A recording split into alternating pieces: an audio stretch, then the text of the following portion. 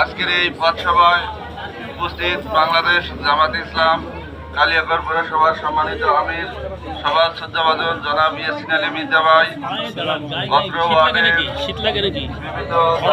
বিভিন্ন ও সাথী ভাইয়েরা, সবাইকে আমার প্রাণঢালা শুভেচ্ছা ও স্বাগত।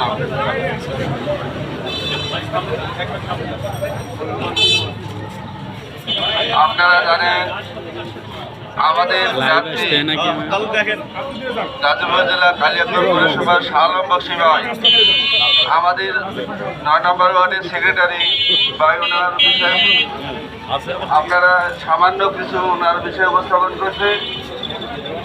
উনি এমন একজন সৎলোক, যার মতো সৎলোক কালিয়াকৈরের মতো মাটিতে পাওয়া অসম্ভব। কি বলে, ওনার জীবনে উনি কোনোদিন ১ টাকা দুর্নীতি করে নাই। ওনার জীবনে কোনোদিন উনি জোর করে কারো উপর জুলুম করে কোনো কিছু চাপিয়ে দেন নাই। আমরা মনে করি এরকম একজন লোক কালিয়াকৈর পৌরসভার জন্য বিশেষ প্রয়োজন।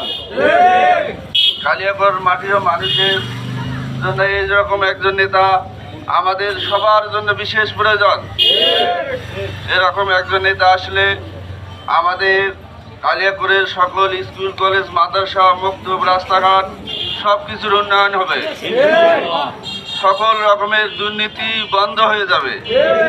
আমরা জানি আমাদের এই কালিয়াকৈর পৌরসভায় দুর্নীতি একটা বড় ধরনের সমস্যা হয়ে দাঁড়িয়েছে।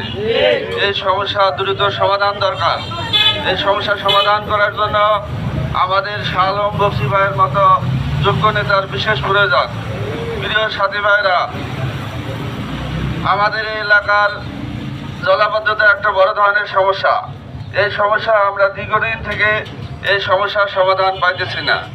যে আসবে সে শুধু আমাদের প্রতিশ্রুতি দিয়ে যান, কিন্তু কাজের কোনো বাস্তবায়ন হয় না। আমরা আশা করি শাহ আলম বক্সী ভাইয়ের মতো এরকম একজন যোগ্য লোক আসলে আমরা এই সমস্যাগুলোর সমাধান পাব। আপনারা জানেন আমাদের দেশে এখন দুটো পক্ষ, একটা পক্ষ ইসলামের পক্ষে আর একটা পক্ষ ইসলামের বিপক্ষে। একজন মুসলমান হিসাবে আমরা কখনো ইসলামী দলের পক্ষের বাইরে যাইতে পারি না।